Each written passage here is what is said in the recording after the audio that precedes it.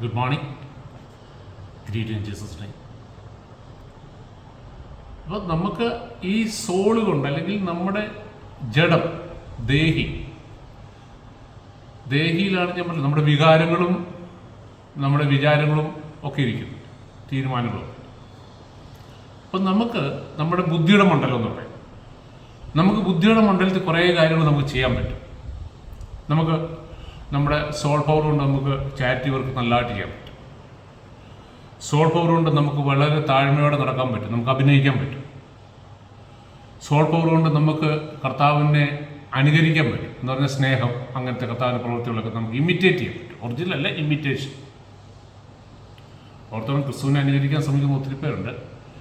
കർത്താവിനെ അനുകരിക്കുക എന്ന് പറഞ്ഞു കഴിഞ്ഞാൽ നമ്മൾ ഇമിറ്റേറ്റ് ചെയ്യാന്നല്ല, വാസ്തവത്തിൽ നമ്മൾ കർത്താവിൻ്റെ ദിവ്യ സ്വഭാവത്തിൽ പങ്കുകാരാണ്. We are partakers of his divine nature.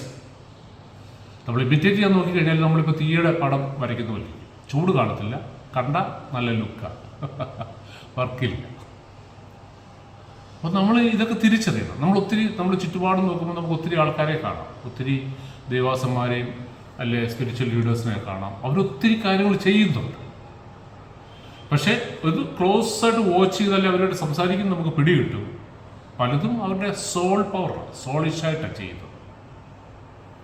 ഇപ്പം നമ്മൾ ഈ പല ചർച്ചസിലും നല്ല കൊയറുണ്ട്. നല്ല കൊയർ എന്ന് പറഞ്ഞാൽ അടിപൊളി മ്യൂസിക് സിസ്റ്റം, ഭയങ്കര സൗണ്ട് സിസ്റ്റവും എല്ലാ ഇതുമുണ്ട്. അപ്പോൾ ഭയങ്കര ആരാധനയും കാര്യങ്ങൾ. അപ്പം ആ ആരാധനയിൽ പങ്കെടുക്കുമ്പോൾ ആ പങ്കെടുക്കുന്നവരുടെ മെജോറിറ്റിയുടെ ഉള്ളിൽ ഭയങ്കര ഒരു വികാരത്തിൻ്റെ ഒരു തള്ളലുണ്ടാവും.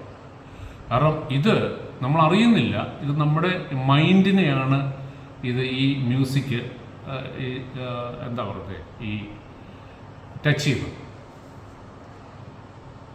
അപ്പം നമ്മുടെ ശരീരത്തിൽ വലിയൊരു കുളിര് കോരുക, നമുക്കൊരു വലിയ അനുഭവം ഉണ്ടാകുക, വലിയ സന്തോഷമൊക്കെ തോന്നും. പക്ഷെ ശ്രദ്ധിച്ചു നോക്കി നമുക്ക് പിടികിട്ടും അത് സോളില്ല, മൈൻഡില്ല, അവിടെ വികാരം ഇരിക്കുന്നത്, അവിടെ വരെ ഇത് ചെന്നിട്ടുള്ളൂ. വാസ്തവത്തിൽ വർഷിപ്പ് എന്ന് പറയുന്നത് അതിനപ്പുറത്ത് ആത്മാവിലേക്ക് പോകണം. ഞാനില്ലേ, ബോഡി, സോൾ, ദെൻ സ്പിരിറ്റ്. അപ്പോൾ കർത്താവ് കൊണ്ട് പറഞ്ഞ് ആത്മാവിൽ സത്യത്തിൽ ആരാധിക്കുന്നവരാണ് സത്യനമസ്കാരികൾ. ജഡത്തിൽ ആരാധിക്കാത്തവരുടെ മോശമെന്നല്ല എൻ്റെ അർത്ഥം. സ്വന്തം ശക്തിയിലും സ്വന്തം വികാരത്തിലും. അപ്പം നമുക്കൊരു വികാരത്തുള്ളലുണ്ടാകുമ്പോൾ നമുക്ക് കരച്ചിൽ വരും, ചിരി വരും, കർത്താവിനോട് ഭയങ്കര സ്നേഹം വരും, ഭയങ്കര സന്തോഷം തോന്നും, ഭയങ്കര തീരുമാനങ്ങൾ നമ്മൾ എടുക്കും. പക്ഷെ സോളില്ല. ഇനി ഞാൻ കർത്താവിനെ വിട്ടിട്ട് എങ്ങോട്ട്, ഞാനിതെല്ലാം ചെയ്തിട്ടുണ്ട്, അതുകൊണ്ട് ഇത്രയും ധൈര്യമായിട്ട് പറയും. ഞാൻ വേറെ ആരെയില്ല പറയും, എന്നെ തന്നെ. ഇനിയും കർത്താവിനെ വിട്ടിട്ട് ഒരു പരിപാടിയില്ല, എൻ്റെ എല്ലാ വേണ്ടാത്ത പരിപാടികളും നിർത്തുക. ഇറങ്ങും കുറേ സമയം, അല്ലെങ്കിൽ ചിലപ്പോൾ ഒരു ദിവസം അല്ലെങ്കിൽ 2 ദിവസം. അത് കഴിയുമ്പോൾ ഇതെല്ലാം കെട്ടണം. എന്താ കാര്യം? എന്താ അകത്തോട്ട് പോയില്ല,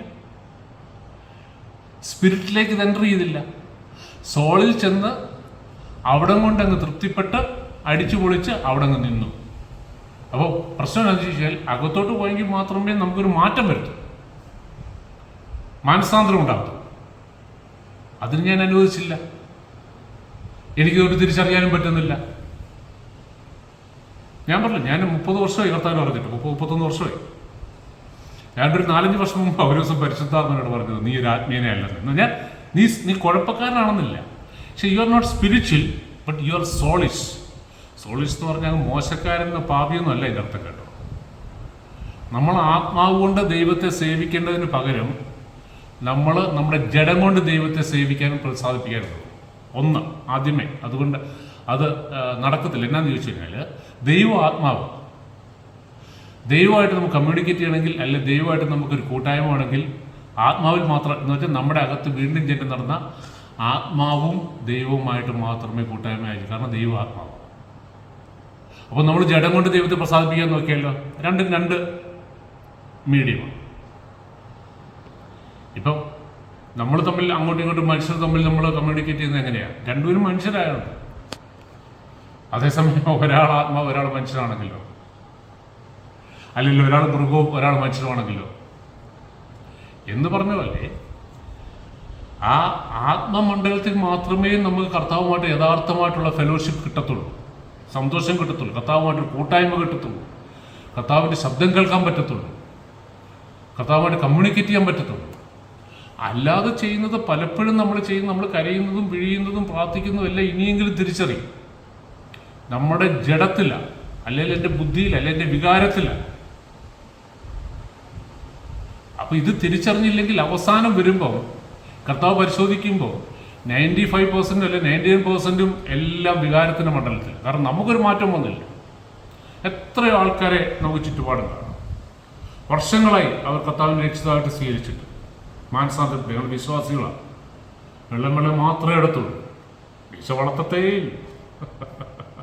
എപ്പോഴും തലക്കൂടെ ഇങ്ങനെ സ്കാർഫ് കെട്ടി വലിച്ച് നമ്മൾ ഈ മോർച്ചറിയിലോട്ട് കൊണ്ടുപോകുമ്പോൾ കാണത്തില്ല എന്ന് പറഞ്ഞ പോലെ രീതിയിലാണ് നടക്കുന്നത്.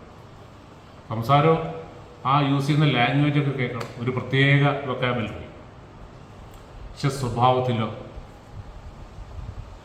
അപ്പൊ പിന്നെ എന്താ ഇതിന്റെ കാര്യം? സോളിഷ് ഒറ്റ. അപ്പൊ വചനം വ്യക്തമായിട്ട് പറയുന്നുണ്ട്, നമ്മളിത് തിരിച്ചറിയാനായിട്ടൊരു ഒരു എളുപ്പമാർഗം കർത്താവ് പറഞ്ഞിട്ടുണ്ട്, വചനത്തിൽ തന്നെ നല്ല വ്യക്തമായിട്ടുണ്ട്.